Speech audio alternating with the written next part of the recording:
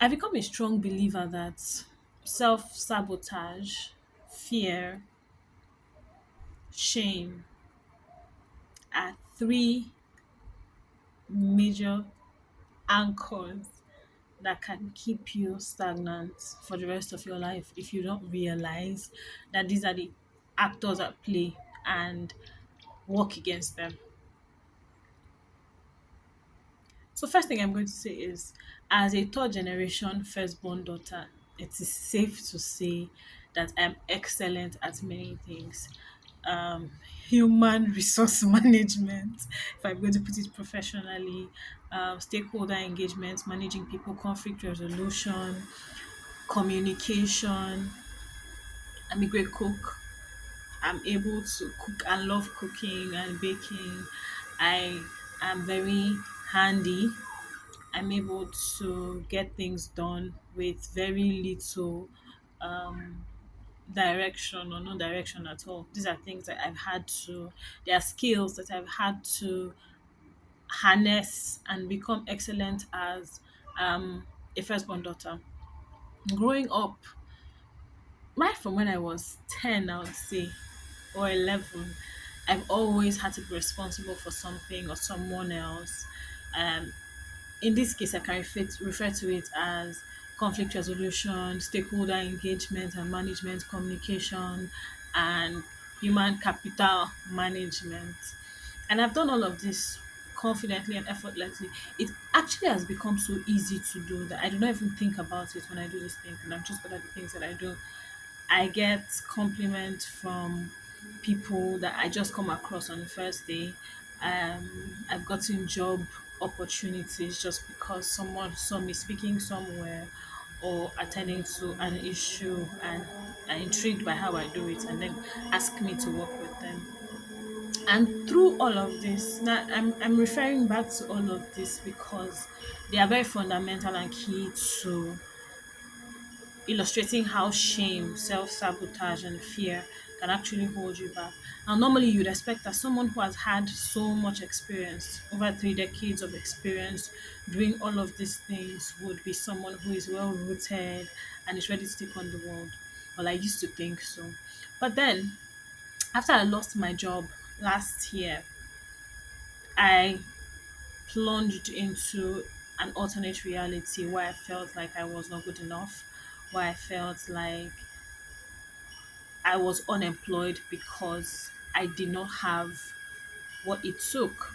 Even if just a couple of months before, while I was on the job, I had gotten recommendations from clients, from colleagues at work, from my bosses, and other people that I interacted with professionally about how excellent I was at what I did, and how they were happy to have me on their team, and were happy to have me join on to any other team I was working with. But in this time, it just felt really dark, to be honest, because if I'm so good at what I do, why am I here? Maybe I'm actually not that good. Maybe I'm not supposed to be in that space. Maybe, I don't know, I'm not doing it well enough or nobody likes me. And trust me, I've never been someone to even care about what other people think about me. I've always been someone who just thought about what needed to be done and got it done. And it's very easy to be swayed and get carried away by other people's reaction. But something that I've learned over this time, it took me a very long time, maybe 8 months, to realize that there were a lot of I would call them hallucinations, mental hallucinations that I had, and my fears were not founded. They were just a result of allowing my environment to project on me. I think it was Teraji. She was the first person I heard say it, and there was this video where she was talking about how she left her hometown and came to Hollywood at 26 with, I think, $700 and her baby boy on her hip. And everyone looked at her. She was a dropout at the time. How were you going to make it in Hollywood? Broke, a single mom in black community, which is obviously the most disadvantaged community in America. And she paused for a moment and she says, if you allow people to project their fears on you, that's going to be the end of you. So a lot of times the things that we fear are not our fears. They are the voices, little voices over time that have accumulated in our minds where people have told us that, oh, you're not so good at this thing. You're only lucky to be here. If I didn't give you this opportunity, there's no way you would have come here. You should be grateful to me because I'm putting you out there. Oh, who do you think you are? um, um, you know, lots of voices, especially in the professional space. Unfortunately, in Nigeria, the private sector is majorly saturated with very, very toxic workspaces where we do not even realize it's toxic. It's something that we have come to accept. So rather than realize that there's an issue or there's a problem, what we do is rather than put a pin on it to say, oh, there's an issue here and this needs to be fixed, what we do is that we've created alternate personalities that manage this toxicity. And it was one of those situations for me. So after I left, I found myself hiding for the most time because it felt like if I tried to be visible or do something somewhere, these people were these people were tracking me and they were going to do everything possible to just mess up my personality, mess up my professional portfolio and image to say, well, this person is not good enough, cannot do anything. And to a very large extent, I think that people can be capable of doing things like that. But then at the end of the day, what held me back was my fears. I was scared. Now, for someone who had always stood up to authority when the wrong thing was done, who was a trailblazer for principle and structure and orderliness, it was fear speaking. I see myself a year later or a year and some months later doing certain things that I could have seamlessly done right from the onset. But then I think I want to just talk about, I'll focus in this video, I'll focus on what fear can do to you. So, one of those things is fear is a limitation, it restricts you. You think you're only hiding from that thing, the thing you're afraid of, the thing that's coming after you. But then at the end of the day, you're actually hiding yourself from the world. You're hiding yourself from the next best opportunity. One very good one is at the beginning of this year in January. So right from December, I started to explore ways to diversify my income and get a cash flow. It's something I've always thought about. I've been investing for a couple of years and I just never paid attention to investment options, as it were, that would help to build my wealth more. I just stuck with the things I was really familiar with, like mutual funds, certain dollar investments where you just got a certain interest at the end of the month, or you got interest for transactions that was done with your money. And I was comfortable with that because, yes, I had a 9 to 5 and all. But then after I'd lost my 9 to 5 and honestly in that moment because of the effect of toxicity from the space I'd worked in, I told myself I did not want to work again. So I think that that kind of pushed me into a deep search. It's the rabbit hole, it's called, right? Rabbit hole of investment, because I just started to think about, okay, what can I do, what are the things I can do to earn this much without having to do a 9 to 5. And that's how I stumbled on stock, investments in stock, in bonds, and all of that. I had seen them before, but I never really was curious. I didn't care because I had money coming in every month. But now, through my research, I'm seeing that I can make a lot of money using stock, bonds, assets, and all. So I became more intentional.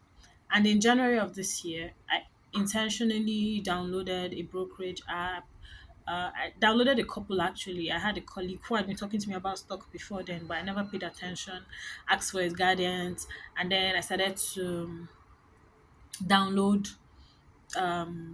brokerage apps, looked at the ones that gave me the best interest, best returns, and then I began to look at stock that could had great growth potential. And I did not realize that TikTok could have been as much a resource as it has been in my personal development, honestly. Before now, I used to just look at TikTok and be like, it's just a lot of videos. I didn't understand it. I was that millennial that felt like, oh, that's a Gen Z app and all.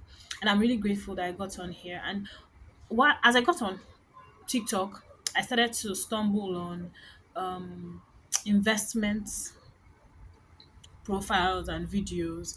I stumbled on someone who has changed my life, wealth coach Omiete, and he was the first person who helped me. He guided me to get my first stock, and I started to make investments. At this time, I was already very low on cash. I didn't have a lot of capital, and I still just went on to start to invest, buy stock. I think when I started, I first had 5 assets, and then it grew slowly to 7, and then it grew to 10. And 8 months down the line, in fact, from the 6th month, I just started to regret. And I kept asking myself, if only a lot of people will say, oh, if I knew this 10 years ago, 5 years ago. But then the difference that a year made at the time when I was in a space where I felt like I needed to validate myself and make other people see me, I could have actually been more invested in seeing myself and let go of the fear. It was the fear of not being seen as the efficient person, the fear of being pointed out as the person who was being overly proactive. The funny thing is that these fears are instilled deep down inside of you. You don't realize that you're scared of these things. You just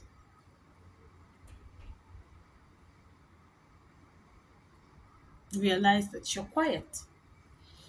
Yes. And only now am I realizing how much fear can cost you. I mean, in investments, I see what the returns would have been.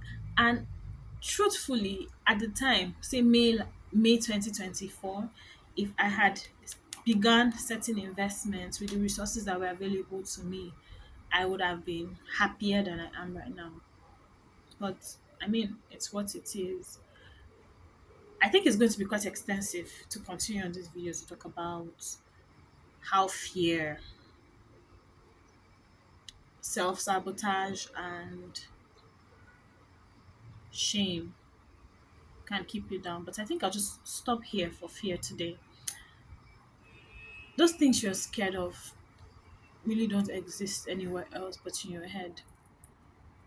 You're scared and you're afraid because those thoughts were put in your head. I think that naturally we've been created with the drive to beat odds, survival. That's what it is. And the moment you lose the willingness or the ability to want to survive, it's the introduction of fear. And that's what the biggest predators prey on, right?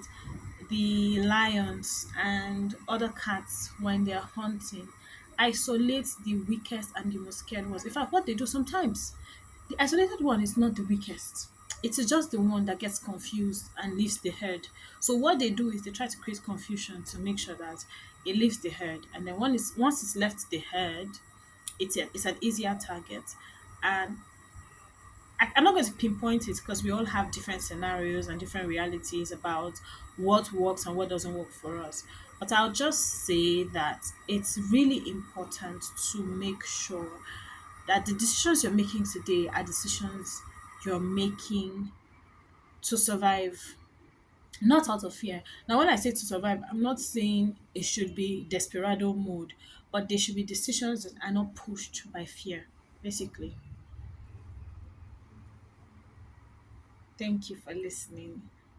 Um, so it's my first video, and it's I'm sure it doesn't look as professional and as well put together as most other YouTube videos would be put together. But this was my dare to myself to beat shame, self sabotage, and fear. If you've watched this video for this long, thank you for giving me 15 minutes of your time and giving me the opportunity to find myself, lose myself, find myself again, and be able to express myself as I start this journey to build myself, rebuild myself, find myself genuinely, and beat shame, fear, and self sabotage. Click the like button, subscribe, and share if you think that this video is going to help somebody that you know. And I'll be seeing you in my next video. Thank you.